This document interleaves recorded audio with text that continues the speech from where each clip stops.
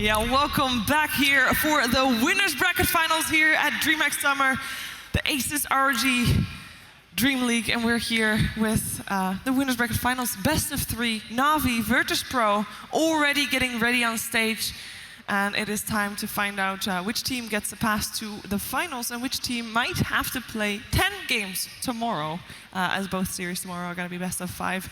And I'm curious to hear from you guys. What are you thinking for this match? I mean, we heard earlier Illidan say it's time to embrace CIS Dota. Now we have a CIS winners bracket finals. Honestly, how aggressive are these teams going to be? I actually can't wait for this game. I think it's going. I apparently can't wait for the game. All right. Okay, here we go. Okay, I'm pressing it. Okay. That's a onesie. It's a onesie. It's a red panda onesie? Is it? It is. That is. Oh, sick. That is pretty cool. I got a present. Nice. I have to wear it, apparently. Right now? Do I get time to change? Or do I have to do it live? Because I don't know. All right, so apparently you have to talk while I have to get changed. Okay, okay. Well, we can talk about the game if you want. Yeah, you can talk about red pandas if you want as well. No, but I'm fine. you know, they're pretty cute animals. So. Do they actually exist? For real? Yes. I take my shoes off. They do exist. Why would you not like? This isn't. Sounds kind of like unicorns. I don't know. I'm going to boil to death in this thing, by the way. Yes, it's not. Maybe you very should take your clothes off first. Yeah, I should. And then. You realize you don't want to do it on camera, or? Is it a bit small? It's quite small. Right. None of my wires are going through either.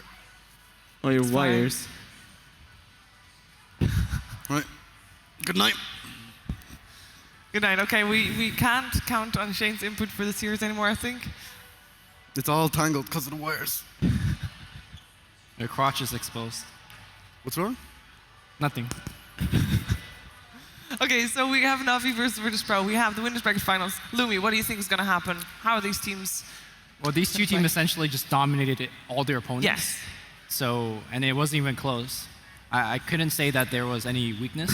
I think the only time Na'Vi had a tough game was, I think when they picked Pudge, they had a tough mid game, and then they just rolled over the other team. So they had like 5 minutes of difficulty. Yeah. And that's it. So I don't know how much data point there is. It's hard to speak of the weakness. We know both these teams going to fight a lot, so it should make quite a good viewing pleasure. Yeah. But apart from that, if you ask me to predict, you know, there's really 2-0, 2-1, who knows? I really like you saying that a lot of teams, like, they're both going to fight. So DK Phobos, which we just saw right on screen, he plays a pretty good bounty hunter. Mm-hmm. Now, a bounty hunter in a series like this, I mean, if you're going to trade, it's amazing. It's amazing. Yeah, especially if Artsao picks Chen for himself. Yes. It's definitely one of the go-to counters. But I imagine if Chen is picked up, then we're going to see bounty banned out. Yeah. Yeah. I think it's going to be really action-packed. As we talked before about Nippon Alliance, who's going to be the aggressor, like who's going to take the initiative. Mm-hmm. I think in this case, it's more like both parts are going to take initiative, and who's going to take the most. It's going to be really action-packed, I think. Now, with all their games being fairly short and fairly dominant for like either for both of the teams, the first 10 minutes of all the games that they've played has been crucial. Like apart from the one that you said with the Pudge game, the games where they dominated the laning stage, they just won within 20 minutes. It might have taken them a bit longer to actually, you know, get the GG out of their opponents, but overall the games were won pretty fast. Do you feel like the games like this are going to be the same way, as in one team? I've given up on this thing. It's a lot of. Okay. No. So is one team gonna like win the early game with their lanes, and then all the games that we're gonna see, like regardless of who is gonna win them, because that will depend on the draft and how they fight, are they gonna be one-sided after the 10-minute mark? Well, I think you get the one-sided game when one team fights very well, and the other team only fights well when they have a level or farm advantage. And when the first team beats the second team, then the game is stomped. Yeah. I think what we're gonna see is more towards what we saw in like Na'Vi versus Vega in the qualifiers, where it's fighting, fighting, fighting, and both teams are great at fighting, so the game will get dragged out and they will fight non-stop. So we might get a longer game, actually, if that makes any sense. The Stomp's going to be a little bit harder to come by. Because the fights are going to be more even. Right, and they're going to both want to fight all the time. Yeah. That's kind of how I saw it. I'm not sure if you agree. Yeah, I think so too. I think it's going to be back and forth because they're very even in like skill and draft. So... How important do you think the Winter Riven pick is in this team? Like, what do you say? The Winter Riven in this game? Yeah. Like both teams pick it a lot? Yeah, I think both teams understand it very well as well. And for them, like constant fighting, like a hero like that just it's very good against a lot of heroes like Bristleback and Slaughter, stuff like that only has physical damage. But I think they both understand it so well that they can play better against it as well. Okay. If you know what I'm saying.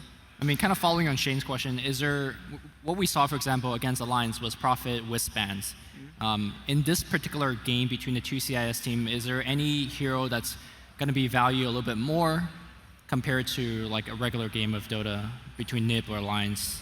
I think a lot is about this kind of fighting heroes, supports, like Undying or Lashrak. Oh, they're constant first pick and first bans anyways. I know, but it's a lot about those heroes here. Okay.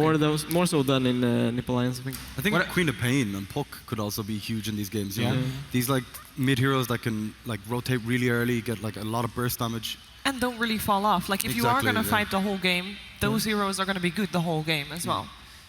Now we can actually take a look at Virtus.pro's most picked, most banned against them as well to have a bit of a clearer view of what heroes they like and might dislike, as we do have them prepared.